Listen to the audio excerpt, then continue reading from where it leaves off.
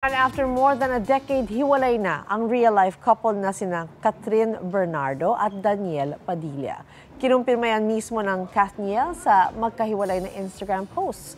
Sabi ni Catherine, sinubukan nila ni Daniel na ayusin ang kanilang relationship pero kailangan tanggapin na hindi na mababalik pa ang dati. Si DJ daw ang first boyfriend niya at thankful siya sa 11 years sila together. Pinasalamatan naman ni Daniel ang aktres na nakasama niya raw sa kanyang highs and lows. Lagi raw niyang babaunin sa kanyang puso ang memories nilang dalawa. Nagpasalamat din ang dalawa sa kanilang fans na alam nilang nasasaktan sa balita. Nagpaabot ng suporta ilang malapit na kaibigan ng Kathniel, kabilang sina Vice Ganda at Ann Curtis. Sa isang video, sinabi naman ni Tito Boy Abunda na naiiyak siya sa breakup bilang isang fan at kaibigan.